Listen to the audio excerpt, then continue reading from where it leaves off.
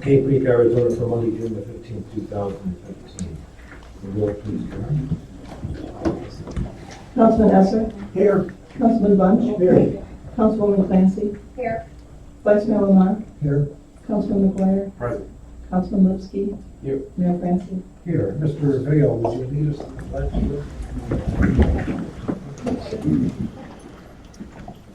I pledge allegiance to the flag of the United States of America and to the republic for which it stands, one nation under God, indivisible, with liberty and justice for all.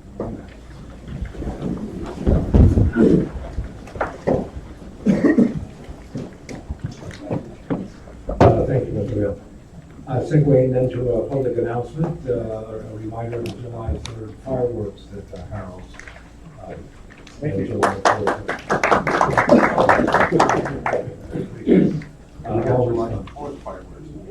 And the July 4th at Frontier Town, that's correct. Carrie, call the public. Paul Marciano,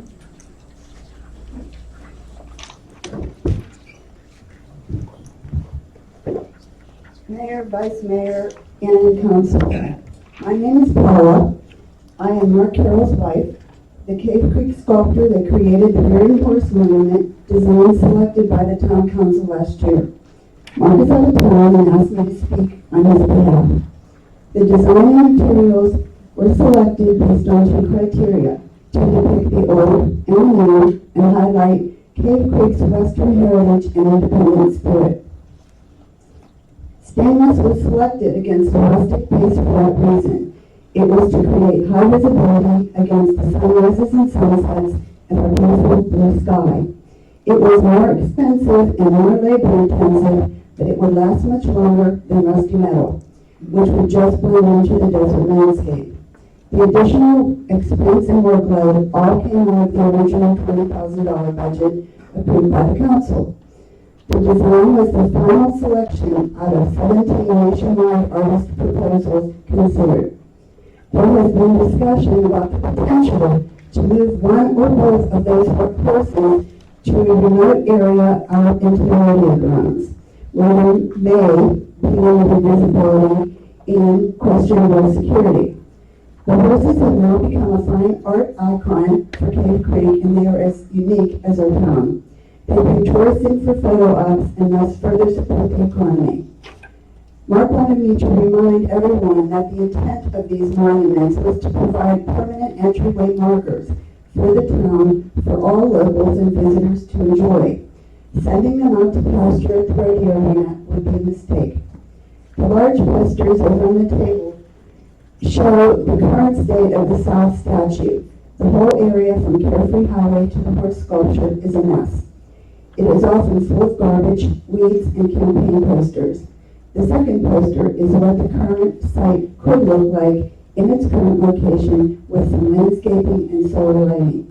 Should you need to relocate the south post, please consider moving it closer to town on Cave Creek Road or in the median area. The flyers on the table will give you additional background information on this project. Mark and I both believe that Cave Creek should remain a two-horse town as intended, and hopefully these fine art masterpieces will finally get the attention they deserve. Thank you.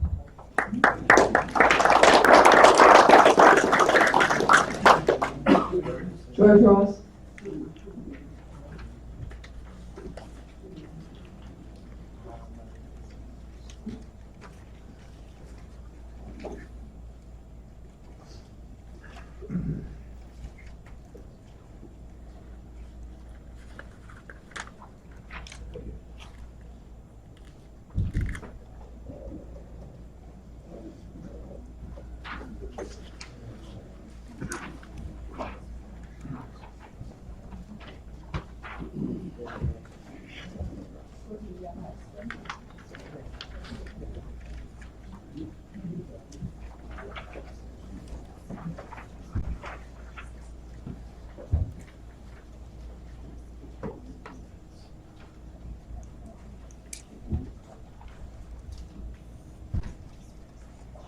Mayor and council members, I provided you copies of a cartoon published in the Sonoran News in May of 2013 and an article written by Philip Haldeman in the Scottsdale Republic of October 2013 about the cartoon.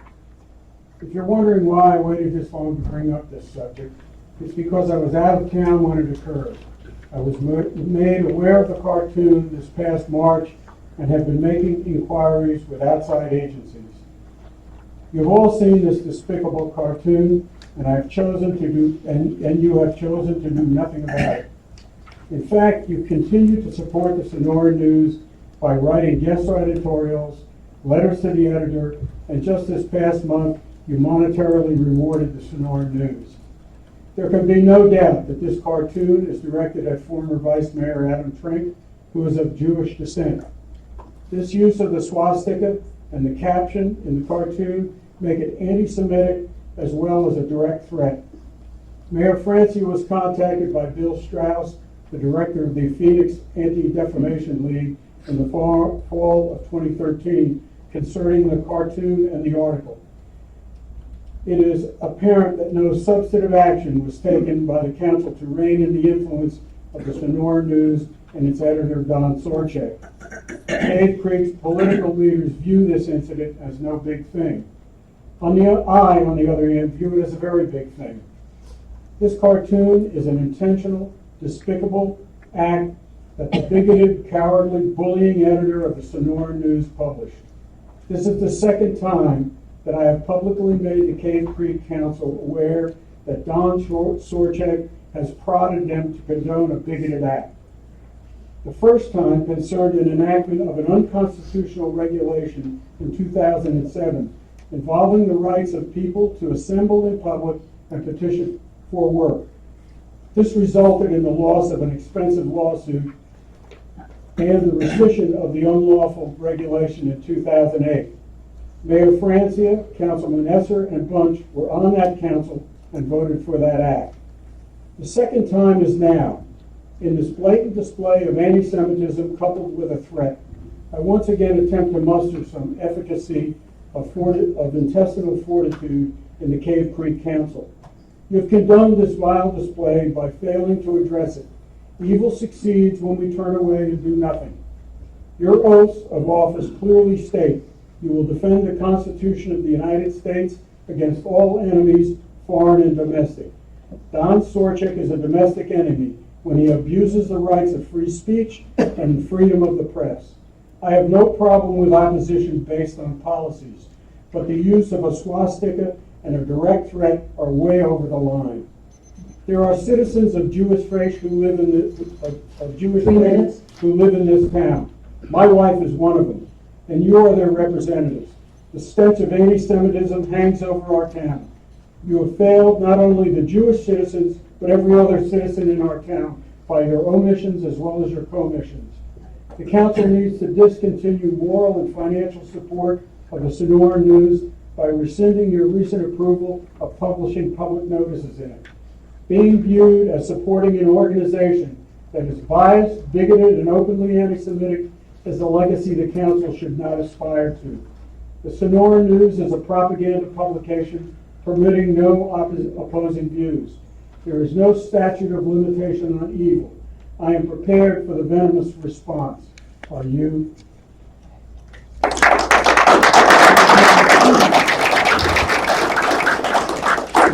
Say something.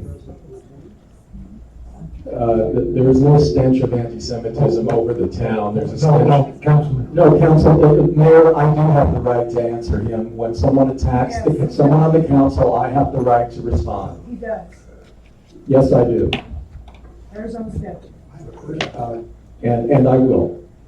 There is no stench of anti-Semitism over this town. There's a stench of anti-Semitism over his building. And I don't believe that there's any such thing as abusing the right of free speech. In this country, we have a right of free speech, and by definition, it can't be abused. So I disagree with you there. And I'll also say one last thing. We didn't reward the Sonora News. We rewarded the people of Cave Creek by making sure that they get the information that they need to know what's going on in the town and to know what's going on at this council. First of all, thank you for speaking. I have to respond, and I'm Councilman, gonna respond to that. hold on, sir. Councilman, in the future, we may not respond. If you wish to respond, you have to leave the dais and speak under call of the I public. don't believe that's true, but Until I'm corrected by our legal counsel, please refrain from doing that, or just go to and make your statement. Okay, we're not going to get into debate tonight. This is call to the public. That's correct, but he did respond to me, and I have a right to respond because what he said is fallacious. We do have freedom of speech in this country, but it comes with a responsibility. I can't yell fire in a theater, and I can't do things that violate other people's rights. A swastika and an open threat in a newspaper is a violation of every citizen's right in this town. And I will defend it right up to the bitter end. I don't care what you say, you're wrong. You're absolutely wrong. Okay, call to the public is still open, and if you're going to speak tonight, keep it to 3 minutes, please. Let's all go by that rule, 3 minutes. Eileen Wright.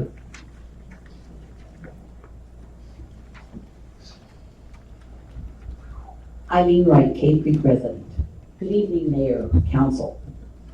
My criticism is directed to each one of you regarding the Sonoran News contract. Where is your sense of duty? This is about following the law, something you took an oath to do when you were sworn in. All of you have blatantly and intentionally violated the law and refused to follow the legal advice of your town attorney.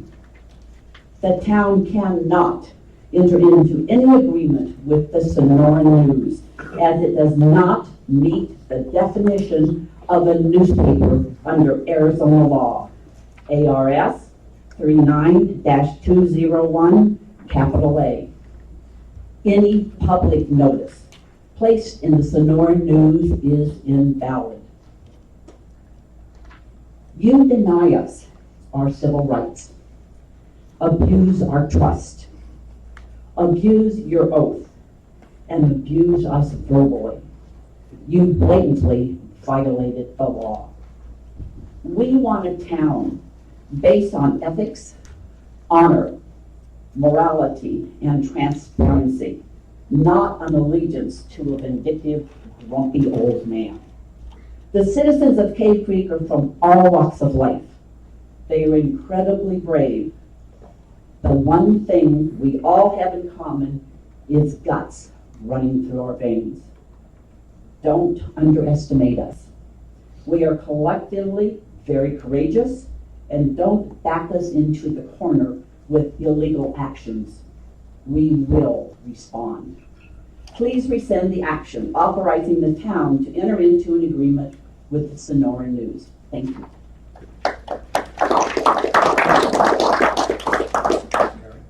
Anna Marsola.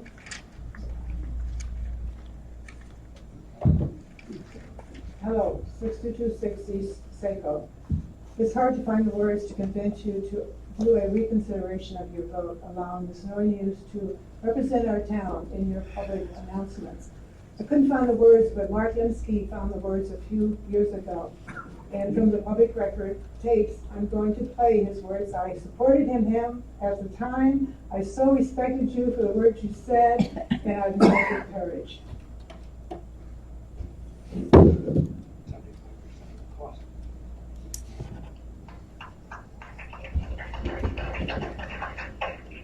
You can thank the governor.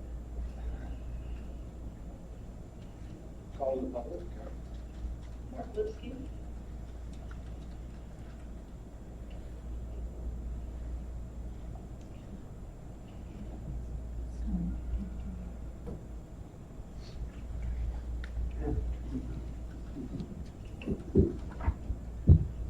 Mayor, Vice Mayor, Council.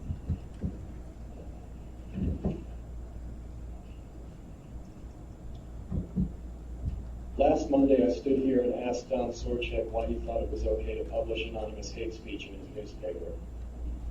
Due to embarrassment, cowardice, or just plain arrogance, he chose not to respond that night. I naively imagined that at a minimum he'd remove the offending comment from his paper's website, but no. It remained prominently displayed until the next issue was published this past Wednesday night, where he maintained his silence both about the comment itself as well as his long-standing policy of enabling lowlifes to spew manure and other waste products under his protection, under the cover of anonymity. Some of you then I took to the streets.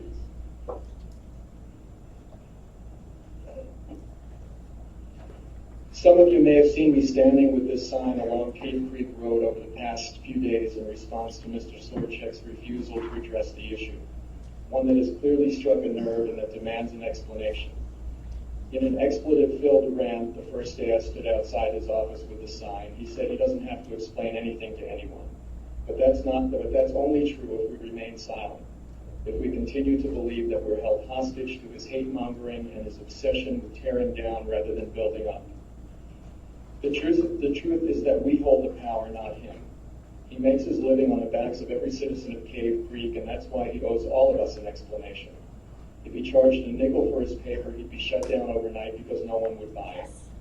The only way he stays in business is by giving the thing away, stuffing our mailboxes with it, and claiming to his advertisers that what he says matters to anyone. As I said last week, the paper does some things well, but like radical extremists throughout time who may offer a few crumbs of food with one hand while chopping up body parts with the other, the Sonora News offers the illusion of legitimate journalism as a smokescreen for its smug, fanatical Mayor Fancio, one last thing. A few months ago, sir, we were in this room at a Thursday morning mayor's meeting. Citizen Bob Hughes asked you a question if you had read a certain editorial in the Sonora News. And you said no, that you hadn't read the paper for over a year and a half because it upset you so. I wish with all my heart that you guys would reconsider your vote. I certainly think that Mayor Fancy and Mr. Linsky, again, sir, I'm proud of your words then, I'm proud of you now. I wish that you would reconsider and at least take it to another vote. Thank you for your time.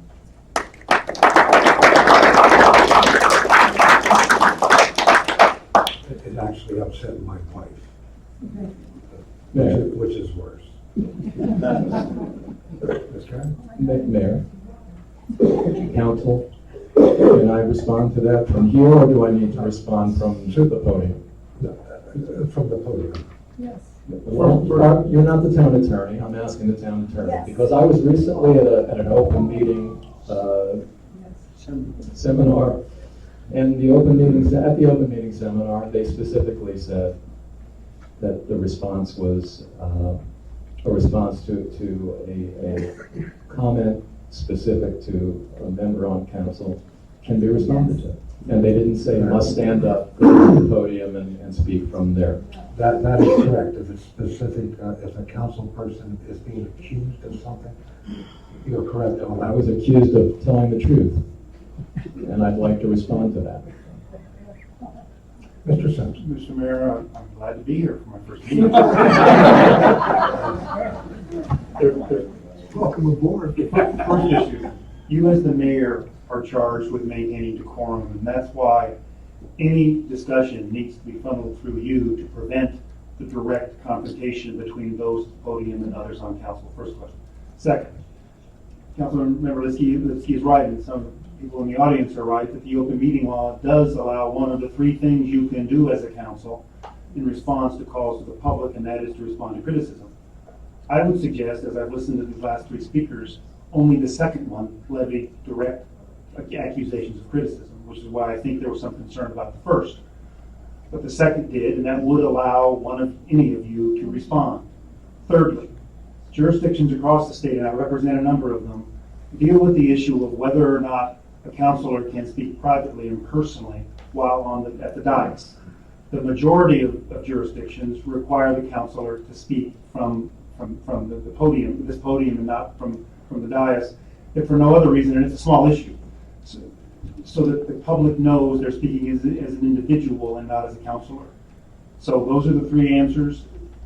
this is any indication of what's going to be like, this is like a law school exam watching the issues whiz by. Sir, I do think you have the right to speak in light of the second speaker, not the first or the third.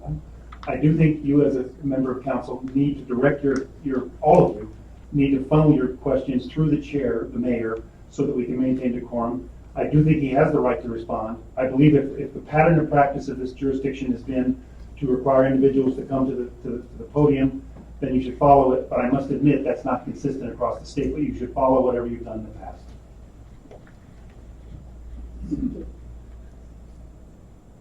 What do I do? I shouldn't respond to that? No, you have the right to respond from the podium here. Yes, Councilman Lemay. Yes.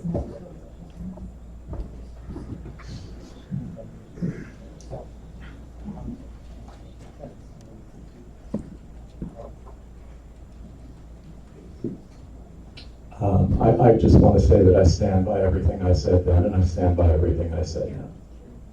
I don't see any discord between the two, and my only concern up on that dais is to speak and act on behalf of the citizens of Cave Creek and the town of Cave Creek and their best interest.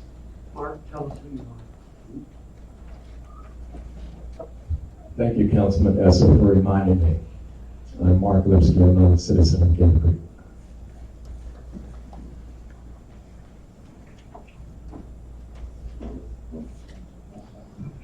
Call the public is still open, Ms. Carey?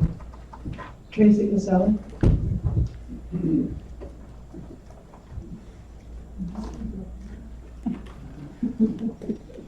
Good evening.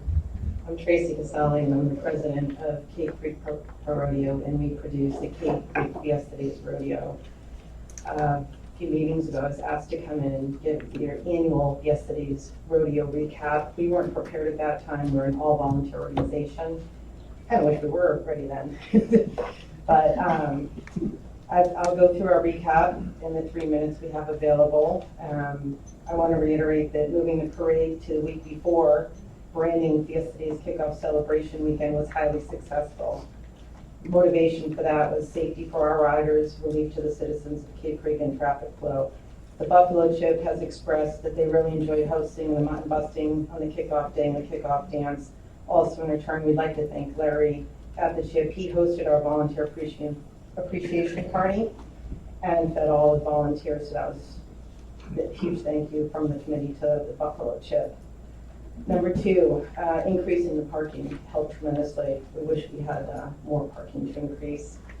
I'd love to see if we can. A lot of rodeo fans really expressed interest in that shuttle service.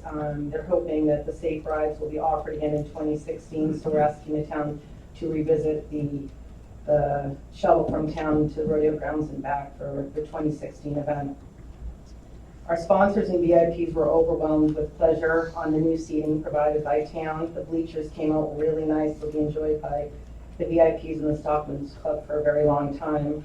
I think we should get together and talk about a dedication plaque so that everyone out there knows that the town of Cave Creek put those bleachers in. Attendance was better than good this year. Saturday night performance, first time in our records, was sold out before the ticket booths even opened, which is really great news. Sunday was a little lighter than we expected, but the heat came in and really, I think, kept people away. The committee rented the bleachers in Section 5. We tripled the seating there and had no trouble selling out. We could have sold standing room only, but we didn't have anywhere to put more people. On the not so good news side, our revenue basically remained flat, even with the success we had in ticket sales. This year we spent about $30,000 in rentals. $13,000 of that was for the bleachers we rented in Section 5 to seat the rodeo fans. The grounds needs continuous and steady improvements. We'd love to stop renting so much equipment. In addition to our rental budget, we contributed $3,500 on ground improvements just to get things ready for what we consider curb appeal, including cleaning supplies, paint, pipe repairs, tools, weeding, raking, paving stones, not paving, locks, and our sign package that we do to enhance the grounds. One more reason revenue stayed flat this year, we had to postpone our golf tournament. Typically we get, I'd say, $1,000 in revenue from the golf donations, and we're looking at rescheduling that. But our goal is to continue to build success, make sure the association is always in good standing. We never want to go back to 2011. Some of you may remember April 9th, 2011, we were completely rained out and our association was rendered bankrupt. So we're always working towards making sure the rodeo is healthy. Number 6, the PRCA judges report. Overall, very good. 3 minutes. We were cited for arena lighting again. And I just want to read his, one item that can be improved is the lights in the arena. It's very dark, hard to see everything and make our job a lot less difficult and better for everyone. It's fairness in judging and safety for the animals and the contestants. So electrical systems and lighting is a high priority. In summary, everything's going very well for Cape Creek Pro Rodeo. We're pleased with the town's support and look forward to open communication on grounds improvements. Once the grounds are up to par, we'll be significantly reducing our enormous rental budget and continue to focus on making our event more successful. Our goal has been and continues to be making Fiesta Days bigger and better each year for this town, and we hope to bring home a national award this year. Thank you.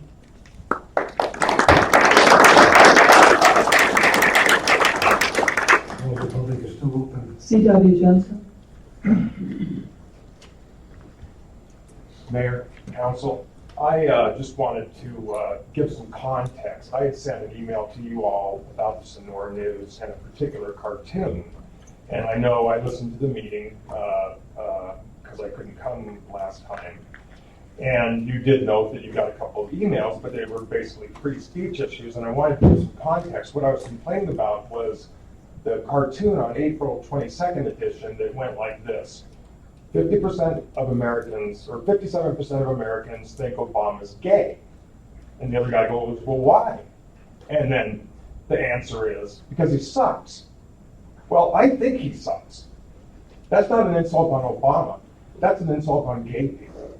There's gay folks in my neighborhood, there's biracial couples in my neighborhood, there's Jewish people in my neighborhood. So who's the next person that's going to be offended?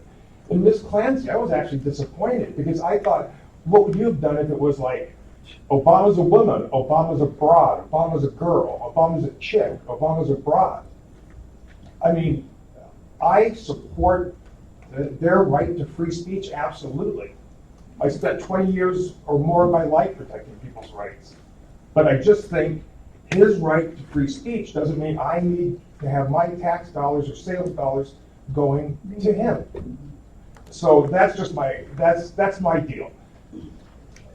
I think he should do anything he wants, but I think we should realize that you could be the next one insulted. You could be the next one insulted. I suppose those good old boys, white boys, don't get insulted that much. But I just say, I support his right to free speech, and if he has some guts, why doesn't he put a cartoon of the prophet in there? Show everybody we believe in free speech. Thanks.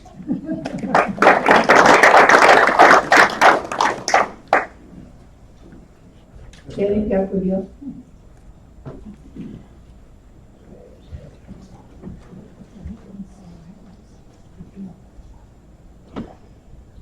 Mayor, council people, Danny Capriello, business owner, landowner, over 27 years. I thought I'd use this moment to plug Harold's 80th anniversary coming up in September, and hope to see everybody there to enjoy the many memories we've had in Town Cape Creek.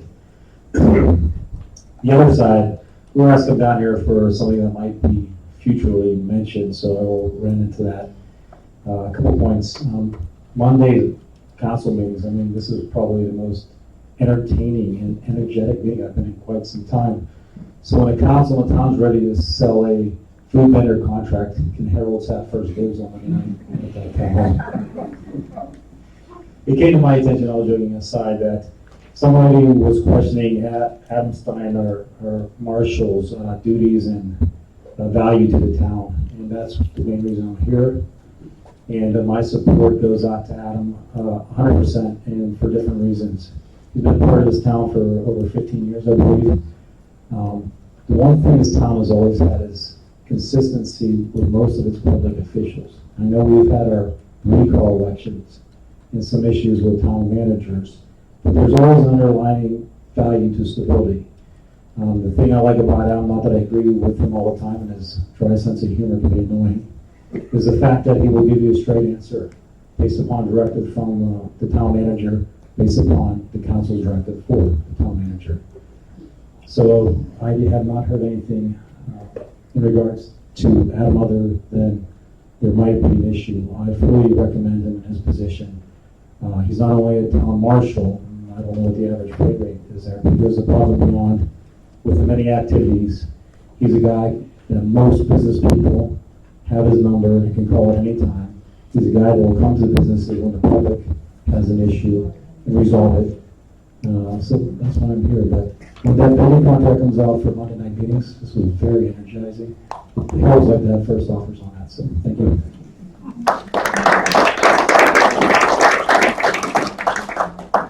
Bill Bingham?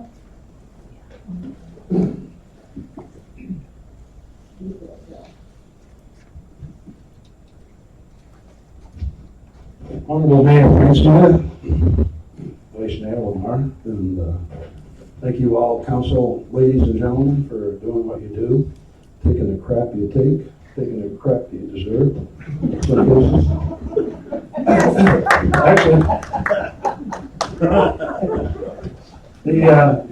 the reason I think Danny got up and he spoke on behalf of Adam, which, and I think maybe I created that. I was here at last week's meeting, and some gentleman, I don't know if he's here tonight, was taking pot shots at Adam because he got turned down for a liquor license, which I didn't understand.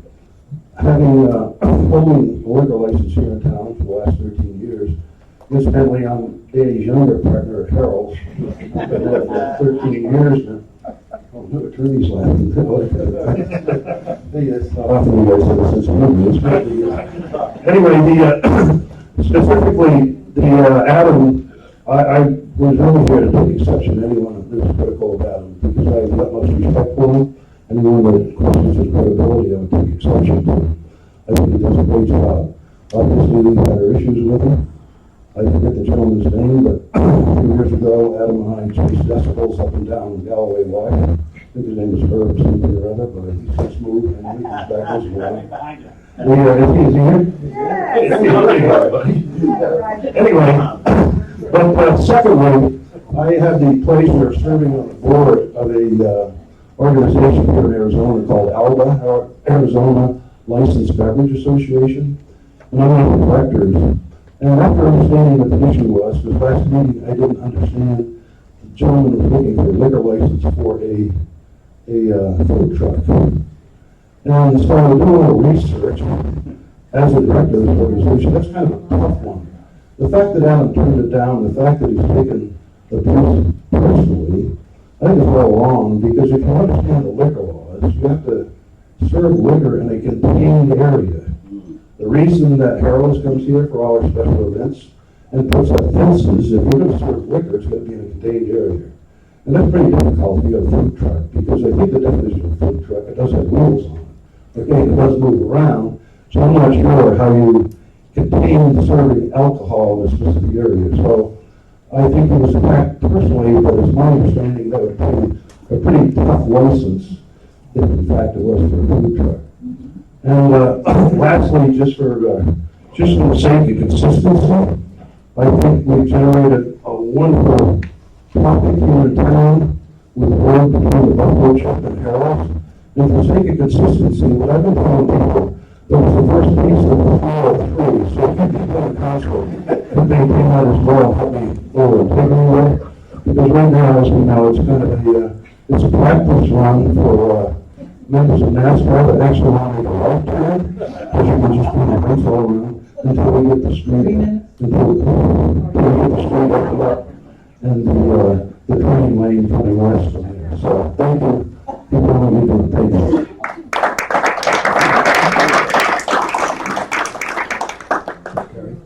I have no other speakers first. Does anyone else? Yes. Yes, sir. I'd like to make a few comments. Yes, please. I think you remember me. Yes, Yes. Good old days. Herb Natcher, former resident of Cave Creek, and still love it. Right, Bill? Right.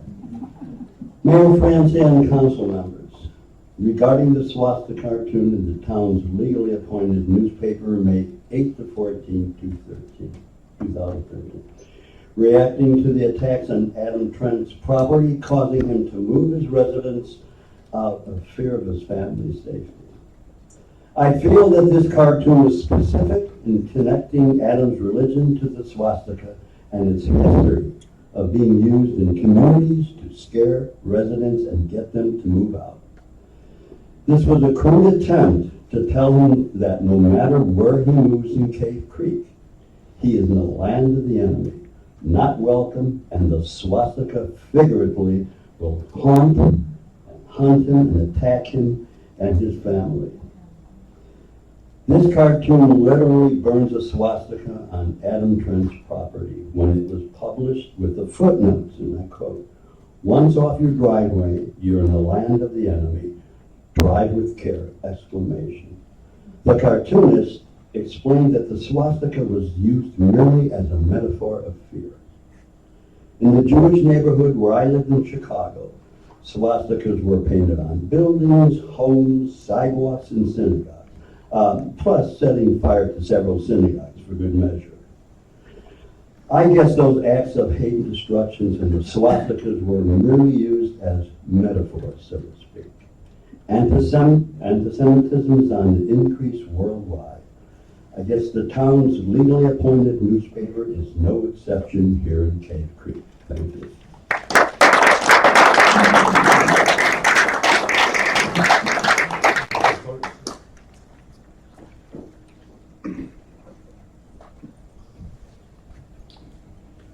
Mayor, the Vice Mayor, Council, appreciate you hearing me for a couple of minutes here. I was here 2 weeks ago and I realized there was such a problem, I guess, with some people that thought that the bikes were parking on Main Street, and it did cause a major traffic flow and also safety issues. And I offered 2 weeks ago that if they wanted to be on my property, which is 6705 East Cave Creek Road, which is about 35 feet away from the highway.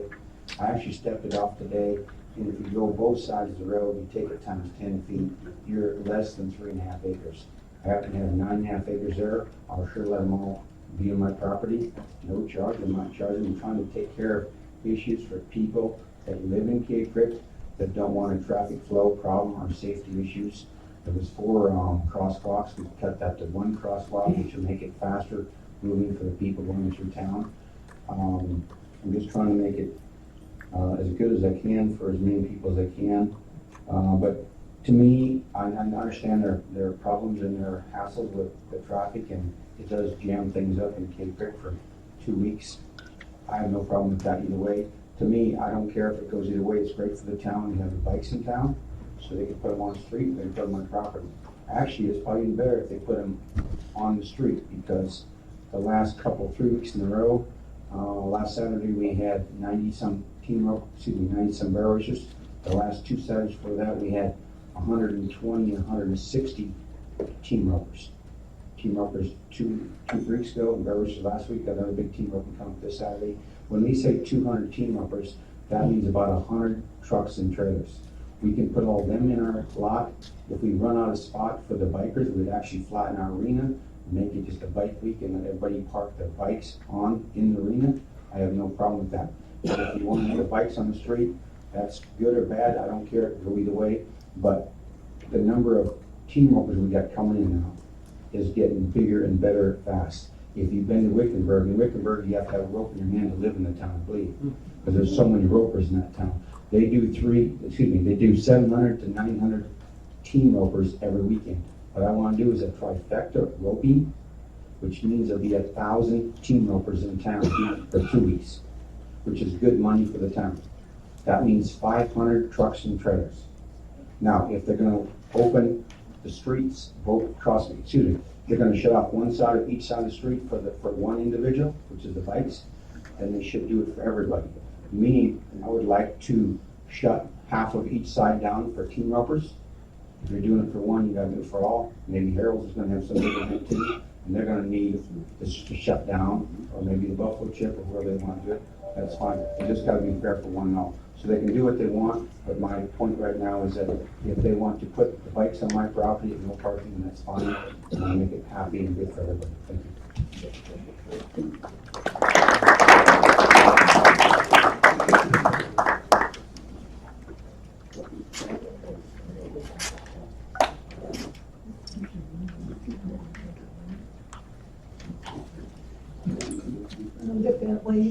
Cave Creek resident, reporter, Sonoma News. I'm Jewish. My mother and my grandparents on both sides of my family are war refugees.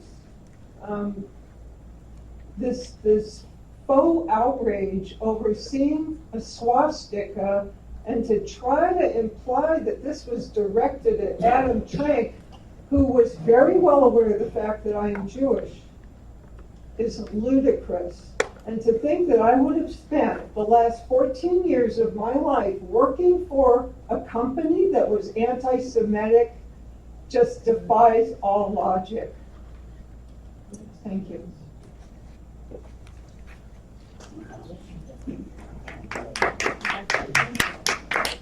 The call of the public is, okay, we're going to take one more speaker under call of the public.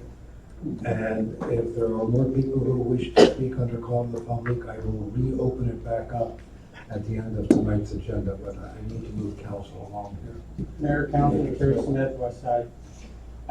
Bill Bell brought up something about Adam Stein. I didn't know anything was coming up. I just want to reiterate, we have a great town marshal. I had an issue at one time and I called his number. We know him in this town. I called his number, he answered his phone, and he was in Hawaii. He is here for the citizens of this town, and if something does come up, I'll fight for him. Thank you.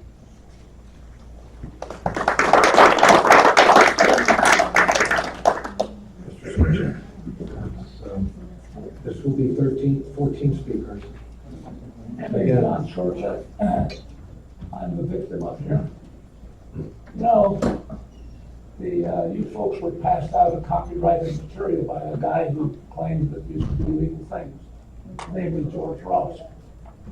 George Ross is so bright that he once told me a colleague of his, who was also a pilot, both commercial and fighter plane, was stupid.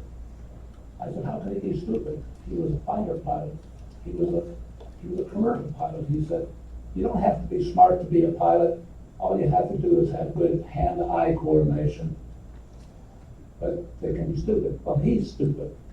George spent months, years in our place, taking up our time, preaching to us and so on. And he should know, if he didn't, that Linda Bentley has been with us for 14 years, is a Jewish, and I'm as proud of her as I can be. And to call us anti-Semitic is just plain stupid. Secondly, I advised him through his friend over here, Montecino, that he was not to take any copyrighted material of ours and distribute it, or he'd be seen in court. And that still stands. They gave you that, but they're preaching about illegals. Well, you know what? It isn't worth spending a lot of people's time. Just read my editorial on Wednesday to explain the whole thing. Thank you.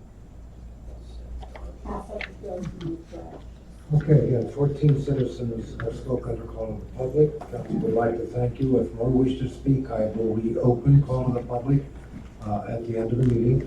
But I need to move this on to get council involved in the agenda items.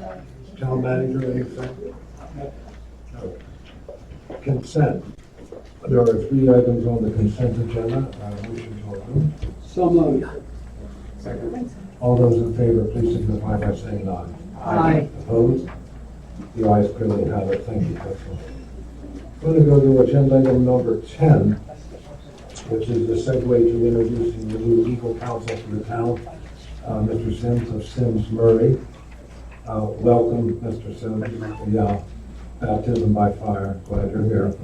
And that item would be number 10, council discussion and motion to approve the contract for town attorney services between the town of Cave Creek and Sims Murray Limited. Carrie, who is presenting on this, or Mr. Sims, are you? I didn't know I was. This is the contract that I submitted. We made the changes you requested. Having sat here tonight, I can see, Mayor, why perhaps plugging in by the phone may not work. So with the contract we submitted, we stand by. Okay. Questions from council? There is public comment on agenda item number 10. Ms. Marcelo. Hi, Anna Marcelo. Are you Mr. Murray or Mr. Murphy? I'm Mr. Sims. You're Murphy. I'm sorry. Mr. Sims, Yes, ma'am. we are Cave Creekers. We are very passionate about our politics. Welcome.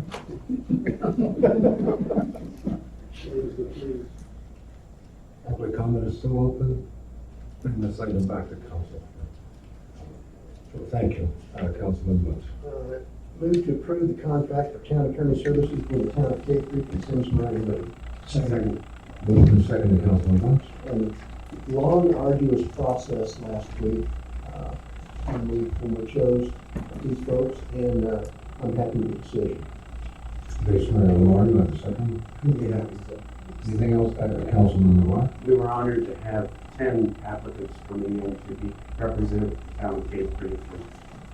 This was more than we anticipated. Perhaps it was for entertaining value, Mr. Sims. Regardless, we're honored to have such quality applicants. And congratulations. And I hope you live up to your trust. Thank you. Oh, and Mr. Mayor, I did have one question. It's now 7:45 and your contract is probably getting ready to be enforced, so we're going to have to pay for the first 45 minutes. Anything else from council? All those in favor of the motion, please signify by saying aye. Aye. Opposed? The ayes clearly have it. Thank you, council. Moving agenda item number 9, to recommend to move to July 20th. For the reason not all the applicants are here tonight to address council. If council has questions, I'll make the motion to continue this item to July 20th, 2015. I'll second. Motion made in second. For the reasons I just stated, so that all applicants are here and answer council's question. All those in favor, please signify by saying aye. Aye. Opposed? The ayes have it. Thank you. Let's go back to the beginning of the agenda.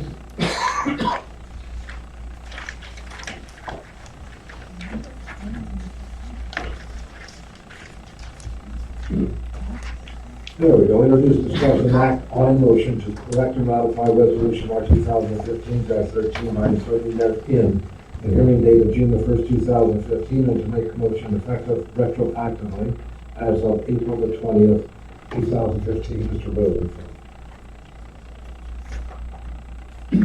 Mayor Francia, members of the council, as you recall, this issue came up when one of the opposition's attorneys indicated that there was a blank line in the resolution with respect to the date of the hearing, and that is correct.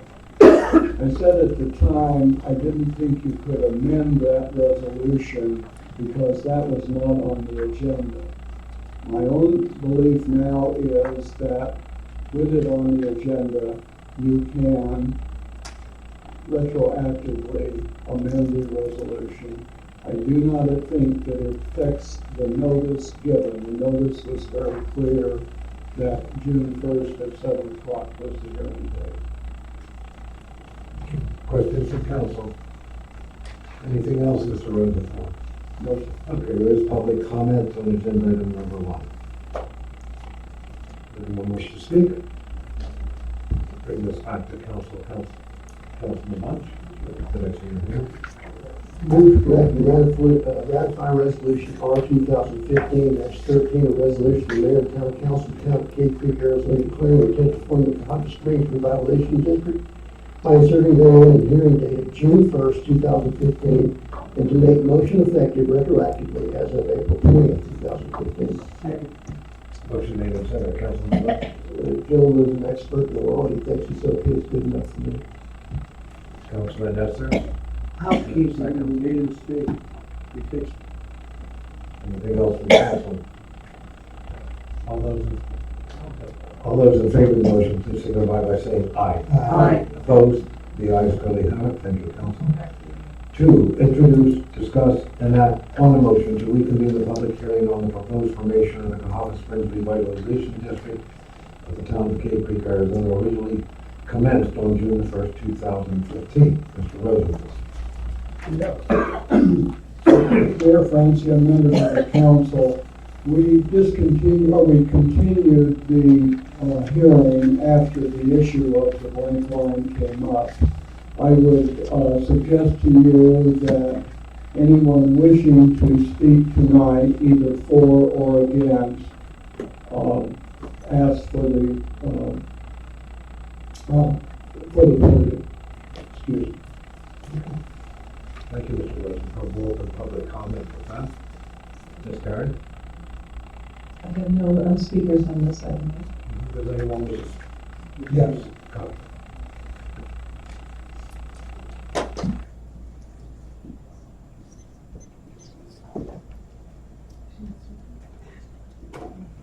Katja Kinsel,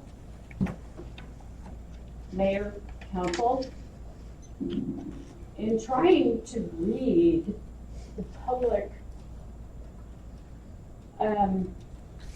which you awarded the Sonar News to publish public matters,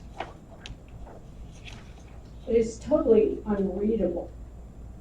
First of all. Second of all, I tried to read it, and the whole document has been cut and pasted into. And I had to enlarge it by 450% to see what was cut and pasted. And I'm not real happy about that. I have, and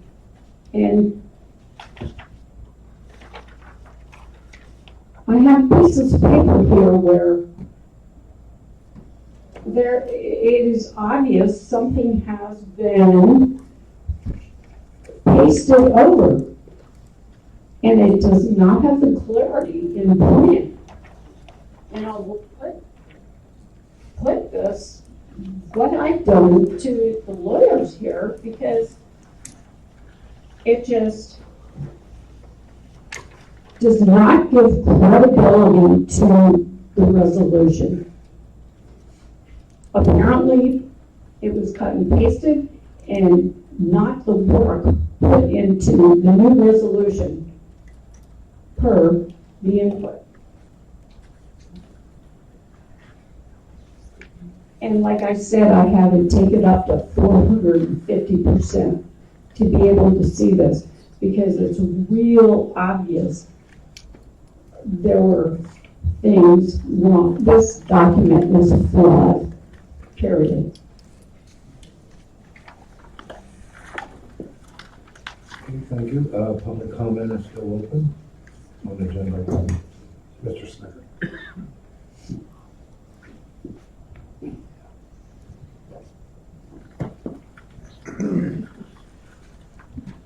Terry Smith, West Side. I've stood before you on this matter many times. I just say the exact same thing. My understanding is that this is a resolution so they can just borrow money, mortgage their own property to put in roads and water improvements up and down the road, by my house on the west side. And I have been fighting for water for a long time.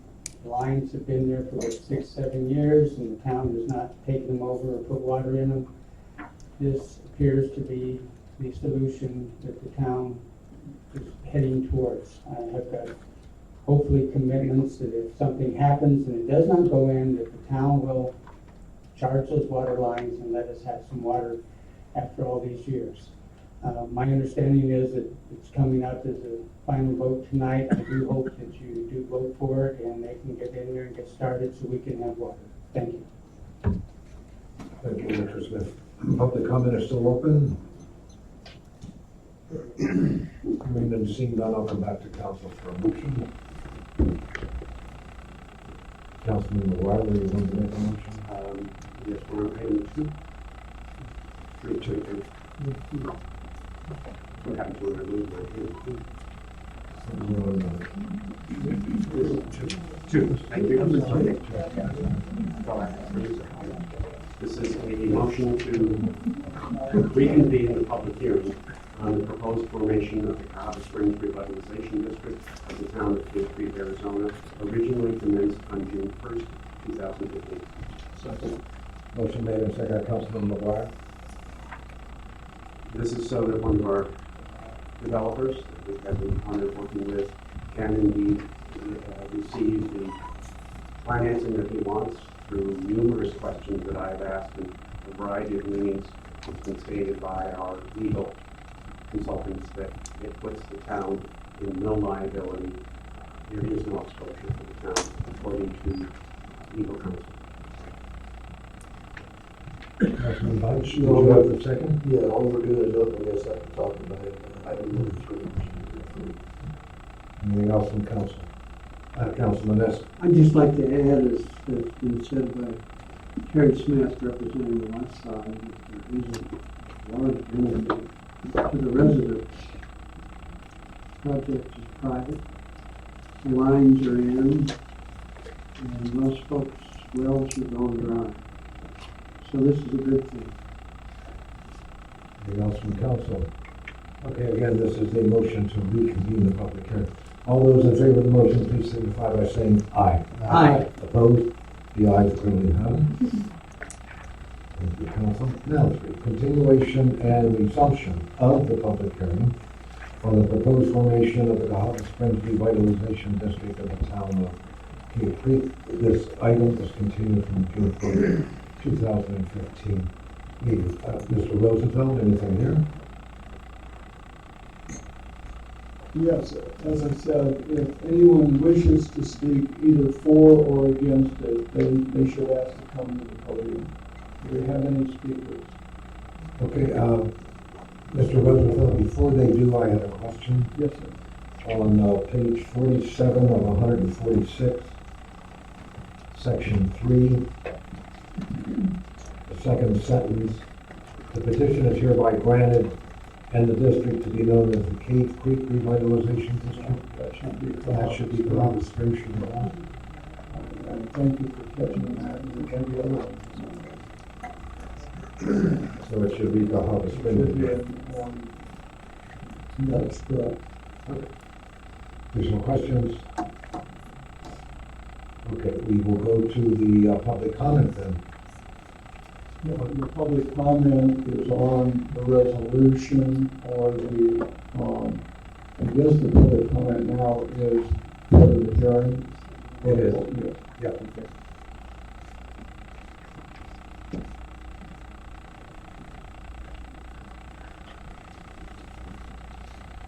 I'm Jane Rhodes on the west side. I still hate public speaking, but I just want to clarify, Councilman Esser, that Terry Smith does not speak for all of us on the west side. He does not represent all of us on the west side. I like Terry Smith. I think I agree with him. We need water, and Cave Creek, the town of Cave Creek, when you annexed all of that land, you owe us water. That's a duty of yours.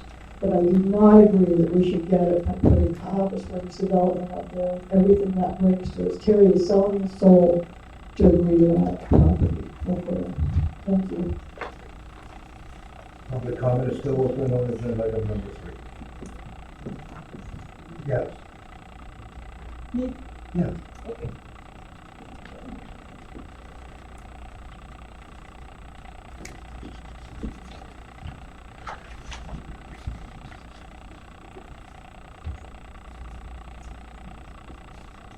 Janelle Smith-Hack, Cave Creek. Good evening, Mayor and Council. The articles I have published on my blog site serve a twofold purpose. One is to inform the citizens of issues affecting our town, and the other is to make it impossible for any member of this council to feign ignorance over the disputed issues involving Cahaba Springs Revitalization District.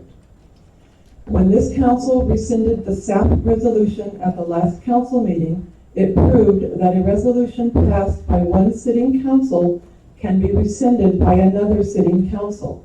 The specific area plan no longer exists because this council rescinded the SAP resolution passed by another sitting council. Just like the SAP, the Cahaba Springs Revitalization District approval is via the resolution process. The citizens of Cave Creek have 4 options if, when that resolution is approved. 1, we can do nothing. 2, we can file a lawsuit. 3, we can file a referendum. Or 4, we can elect a quorum to the council in 2016, which consists of candidates who campaign on the promise to rescind this council's resolution approving Cahaba Springs Revitalization District. When the resolution is rescinded by any future sitting council, the Cahaba Springs Revitalization District can no longer exist. The reason given by this council for rescinding the SAP resolution was that our town didn't need to invite more litigation. Can this council be certain that its approval of the Revitalization District resolution won't invite further litigation after it is rescinded? This council has felt it can disregard the numerous questions surrounding this matter which have been asked by Cave Creek citizens. But are you just as sure you can disregard those questions when they are being asked by a judge in a court of competent jurisdiction? Thank you, Ms. Knapp. Public comment is still open. Mr. Smith, and then Ms. Kinsel. Kerry Smith, Cave Creek resident. I hadn't planned to speak on this issue tonight, so I don't have any handouts. I'm sure you're relieved at that. I'll make it quick. I just want to correct the mayor and vice mayor and council. One statement that Councilman McGuire made about the absence of risk associated with this project. Mr. Rosenfeld, in presenting the material associated with this project at an earlier public meeting, made it very clear that there was a political risk associated with this, not a financial risk. So the distinction, it seems to me, was really quite important. What he was suggesting, and I hope he'll correct me if I get this wrong, was that ultimately, if some dimension of this fails, the town council at that point will be faced with a subset of the residents of Cahaba Springs facing failed promises from the developer. And they will then, that council, whoever they might be, have to face the questions associated with how you respond to those citizens, and that may require a financial commitment. The implication of that for me was threefold.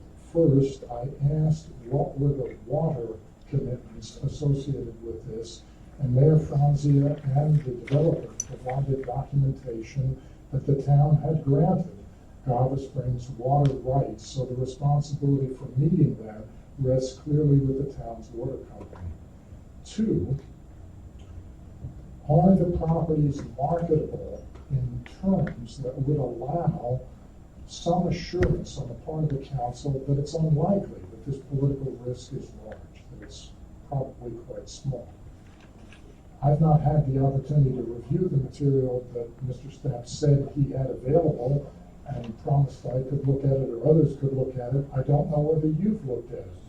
Certainly the analysis that I did of the properties and presented to the council at an early stage in this process suggested that it was doubtful over the short term, 4 to 5 years, that the properties could be sold under the terms that were being offered. Third, the infrastructure that's associated with developing the project only partially covers the full needs to be able to sell those lots as developable lots. It brings the water lines to only the beginning of the project. So some additional finance will be necessary to put that in. And to my knowledge, at least in the materials I've seen, I haven't seen that documented. So all of those issues from my perspective, except the water granting rights, bear on the political risk. And I would like to see some documentation on the part of the town staff or someone that these risks have been assessed. Thank you. Thank you, Mr. Smith. Ms. Kinsel.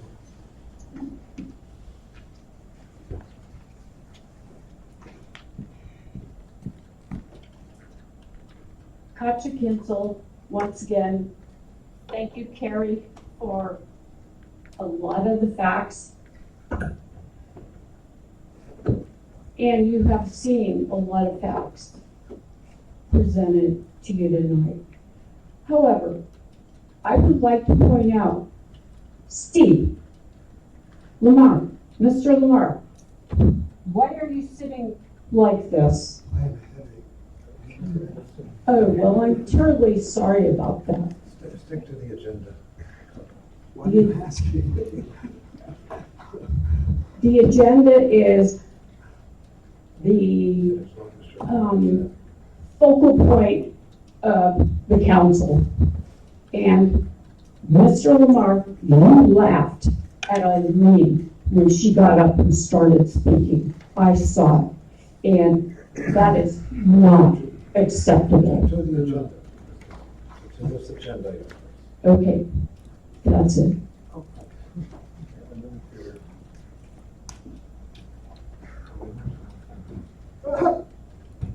Yes, I just laugh.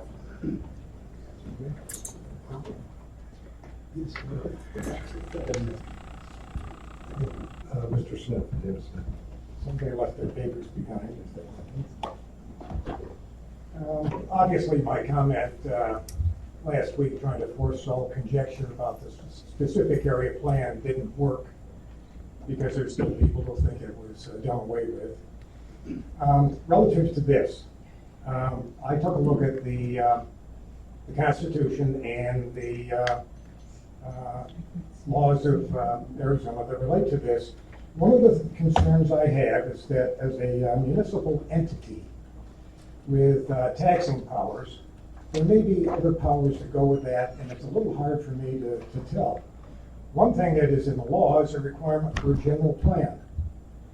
Is that general plan specific to the water infrastructure, or does it conflict with the town's general plan? Also, fees.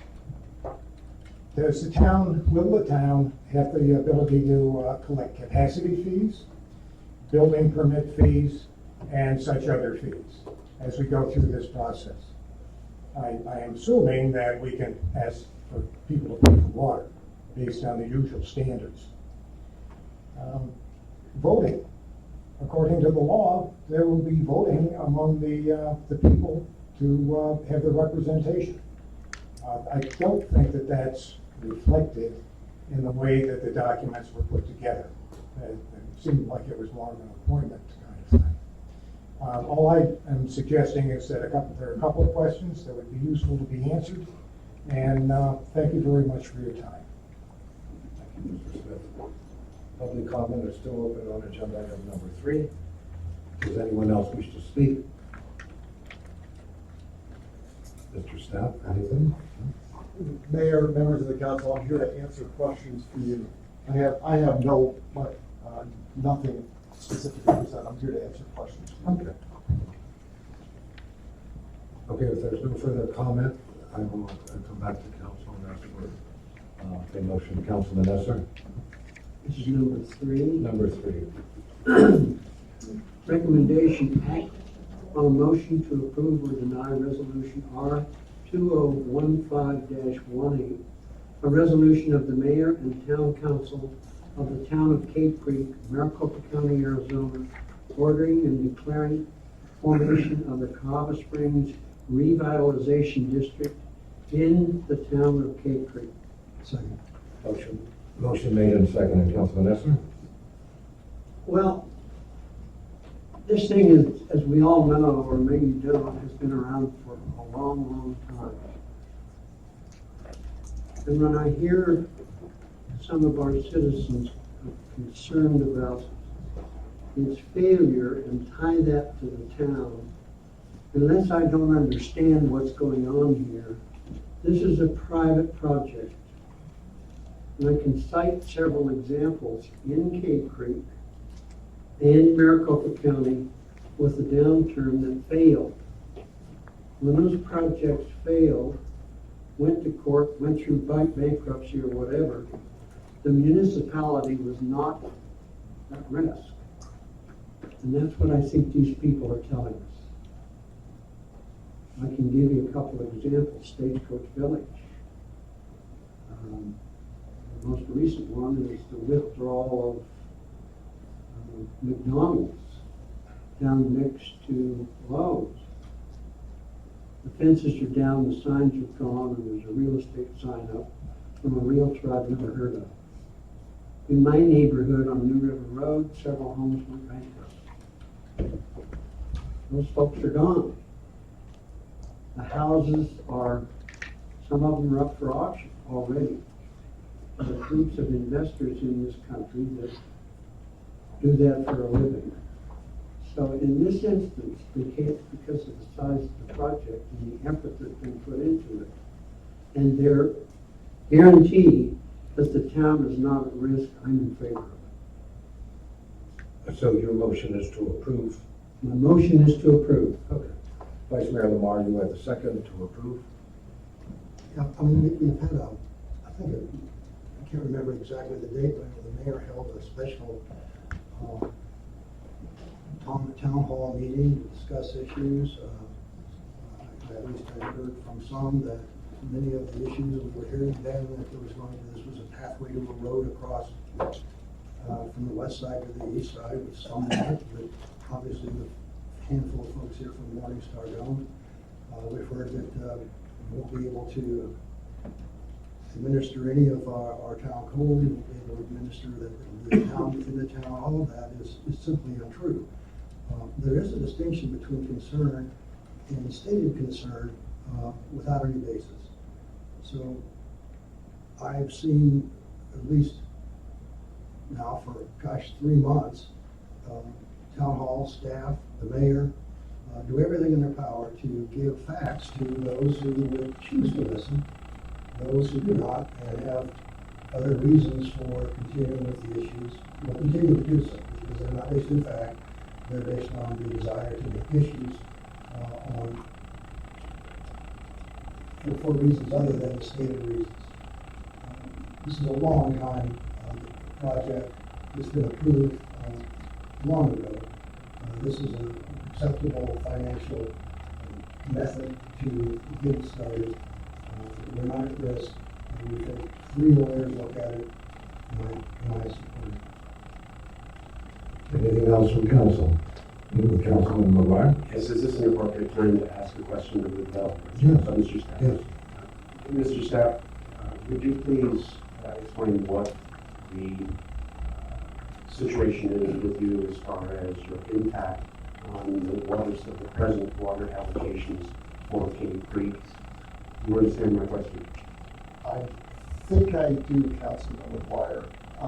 It's my understanding that you will be bringing in your assured 100-year supply, and that will be greater than you need, and therefore you will be adding to the present allocation of water for Cave Creek. So, Mayor, members of the council, to answer Councilman McGuire's question, I think, we have an assured 100-year water supply for the 230 lots that is in the the town's records.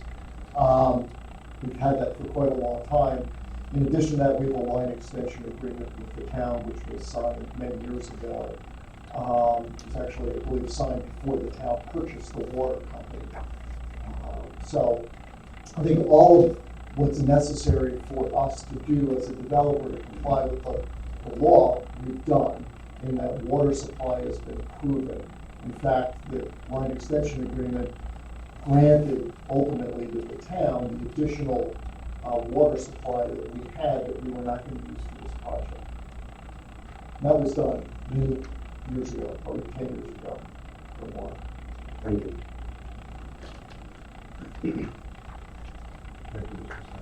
Anything else from council? Councilman Bunch? I'd just like to say, as long as I've been on the council, we've been looking at this.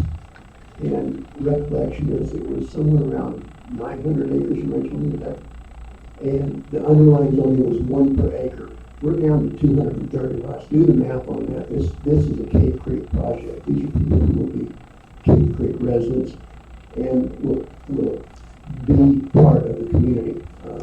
And all this is basically it's like an HOA that has taxing authority on themselves in order to do the improvements. There's a whole section in here talking about the liability of the town, and there's no general liability of the town. From a political standpoint, I don't care. If y'all don't elect me next time around, I don't care. I had a life before I came here, I'll have one when I leave. I just want to make the decisions that are best for the community. I wholeheartedly support this project. Councilor Nestor? I'd like to ask the developer a question about risk. I spent most of the morning and the afternoon reading numerous emails. Your effort to respond to their questions was very appropriate. In my lifetime, I've never seen opposition do so much financial research on the project. You have agreed to take the risk. And some of these things that have been turned over to attorneys just don't make sense. It just, to me, they don't make sense. It's really none of their business. They either succeed or they fail. We want you to succeed. Anything else from council? All those in favor of the motion to approve, please signify by saying aye. Aye. Opposed? The ayes clearly have it. Thank you, council. 4, council discussion of second reading of ordinance 2015-04, amendment of Cape Creek Town Code Title 3, Administration, Section 30.38, Parent A, agenda, reducing the town council agenda posting days from 7 calendar days to 6 calendar days. Town manager? Mayor, council, my thought is just trying to be more compliant with our posting requirements. Many times people come in on a 7-day, 6-day would be helpful, meaning a Monday. State law requires 24 hours, but we would just still give us 6 days. Questions from council? Okay, there is public comment on agenda item number 4. Okay, Councilman Bunce, thank you. Move to approve ordinance 2015-04, notice from Mayor, Town Council, Town of Cape Creek, Maricopa County, Arizona, amending the Town of Cape Creek Town Code Title 3, Administration, Section 30.38, agenda, reduce on Town Council agenda posting date from 7 calendar days to 6 calendar days. Motion made and seconded, Councilman Bunch. It'll make it look a lot better than the ordinance too. Councilman McGuire. This will give our staff time to catch up with the time that they need to notify the council and the citizens as changes come about. I think we need this. Anything else from council? All those in favor of the motion, please signify by saying aye. Aye. Opposed? And I clearly have it. Thank you, council. 5, council discussion on the appointment of members of the Water Advisory Committee, extending their term of office through December the 31st, 2015. I'm going to pass it to the council. Town clerk. Mayor, Vice Mayor, members of council, we're just asking that we get the Water Advisory Committee appointments on the same schedule as all other committees, commissions that the town has. You appointed the committee, one council, then it was terminated, we amended the town code to eliminate the Water Advisory Committee, and then a separate council came in and amended the town code to put it back in place, but then made some changes and set it as a 2-year term, but without putting it in place so that it would expire December 31st like all of the others. So rather than advertising now for the 2-year term, we're asking that you just appoint them through the end of this calendar year, and then in November we'll put the notices out for the seats that are up, the terms are up for all of the Board of Adjustment, Planning Commission, and Water Advisory Committee at the same time, and then everybody's on that same 2-year cycle. Vice Mayor Moore, question? Councilman, question? No question. You get that to go to public comment. There is public comment. Councilman Bunch. Right? You're like the LeBron James of council. Move to serve on the Water Advisory Committee through December 2015, William Allen, David Smith, William Mattingly, Robert Morris, Tony Geiger, Barbara Middleton, Betsy Wise. Second. Motion made and seconded, Councilman Lynch. Makes sense to make it like everything else. Councilman Nestor, you have a second? Could you said it better? Anything else from the council? Excuse me. All those in favor of the motion, please signify by saying aye. Aye. Opposed? No ayes, permitted, have it. Thank you, Council. On to 6, presentation by Donald Matheson, Lake Water Advisory Committee regarding emissions that may affect the budget for FY 2015, 2016. What is the length of your presentation? Mayor, I'll be very brief. 5 minutes. 5 minutes sounds nice, Mr. Matheson. Honorable Mayor and Council, I'm pleased to be here representing the Water Advisory Committee.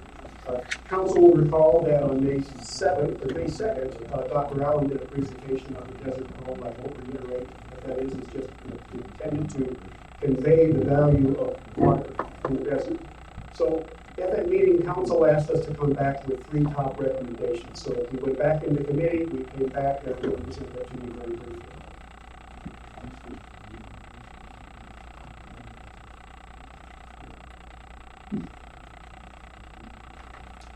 This matrix looked familiar to you. This is what we had met on May 7th. I'm sure you can't read it, but you recognize it as red, green, and yellow. Red indicates things that need to be done. Yellow indicates things that have been or in process. Green means things that have been completed. So coming off that list, the first one on there that we highlighted was hire a full-time utilities assistant manager. And specifically, we're talking about civil engineering. We believe that Gabe Prinzhorst did a wonderful job, but he's extended greatly, and he needs that horsepower to be able to do what he needs to do in this role as public works director, city engineer, and utility manager. The second is to hire a full-time instrumentation electrical controls technician.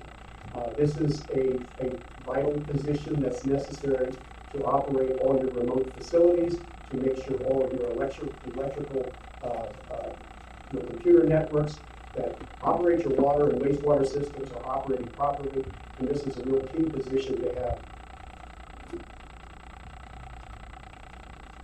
So again, the recommendations from the same prior list are to hire the civil engineer, to hire the instrumentation and controls tech, and what we would suggest is we get those folks to focus on a number of those other red items on the list, specifically the energy savings, the performance management, preventative maintenance planning, water resource planning. Look at the feasibility at connecting some of these dry sewers we have around the town, and look at opportunities to new uses for effluent as that new effluent is available. So our recommendations, to be repetitive, create a new assistant utilities manager, which we think should be a civil engineer in the utilities department, devoted to the utilities department. And I understand that Mr. Prinzhorn has a vacant position that he wants to convert to an instrumentation and electric controls tech. So what that means is one new full-time position in the next year's budget. How are we handling that now, Mr. Madison? How is the town handling the electrical technician? My understanding, Mayor, is that you have a vacant position. I think it's an equipment operator, a backhoe operator. And my understanding is the proposal is to convert that position to the instrumentation and controls tech. Mr. Town Manager, can you help with that? Sure. I disagree, to be honest with you. I have an open position in Public Works, which we have a 4-member man staffing, and we're going to fill that with an equipment operator, which I desperately need. We have a mechanics position open in water distribution, and we're filling that. I started the year with 1 engineer, David Prinzhorn. I'm finishing the year through the town council approval using contingency funds to have the 2nd engineer who's going to go full-time as of July 1st. I believe that will shift a lot of the public works, road issues onto that engineer. Will free up time for Mr. Prinzhorn to focus on water and sewer. My only concerns with these is, through this presentation, is that we had more of interaction with my office before we make recommendations for hire to the council, because I do see it a little bit differently. I'm also hiring a part-time plan reviewer, which I desperately need time. So, do I need more people in utilities? Absolutely. My goal for this budget right now is to have 2 full-time engineers, fill out my vacant positions. I think we need to have a look at what other one needs to be handled in utilities. I just don't think it's another engineer, another pair of hands, boots on the ground. So that's my recommendation. That's what my budget supports. What was your third recommendation? You said you had 3. The 3 were what council asked us to come back with. What we had was the 2 positions Oh, I with see. the intent to focus on those areas that had them. I don't think, thank you, Mayor. I don't think your question was answered. I'm curious about that myself. Who currently handles the duties of the person that you're recommending we hire? Councilor Lipsky, I don't think that they're being addressed. I don't think because of the span of control that your town engineer, the public works director, and the utilities manager are embodied in one person. I don't believe those duties are being addressed. Okay, and somewhere in the conversation I heard the backhoe operator is doubling, is that what I heard? No, I'm not trying to be funny. Is that what I heard? Mayor and council, a lot of those issues or concerns are contracted with. We hire electricians to come in or people with that technical expertise to address those issues. In the beginning of the year, I would agree with Mr. Mellon. We had one person doing those 3 jobs. At the end of this year, through the actions of the council, I've hired another part-time engineer who I'm making full-time to distribute those duties among the 2 people. I think we need to see how that works. I do not have a deep depth in personnel, so we're trying to strategically put those people where they need to be. And I have more demands than just utilities. I have general government, a variety of other things. So, plan review, desperately need that. I think it's worth having another pair of hands, boots on the ground, and I think to have someone with electrical expertise, mechanical expertise is important. I think we have one mechanic coming on. Hopefully we're going to hire someone with electrical. I think in the upcoming year, halfway through, we can kind of see where we are financially. We should bring on a second person, whether it's instrumentation or water distribution on the plant. I honestly agree with that. It's just, I think we're looking at old and the new is we're going to have 2 engineers starting July 1st. I have 1.5 now, and we're redistributing those. We're going to have so much money, so many positions and a lot of needs. And we're trying to work that out. We'll get into it in detail in the next one. Sure. So they are the 2 recommendations. Yes, sir. Okay. Thank you. There's, council is taking no action on this. There is public comment. Mr. Smith.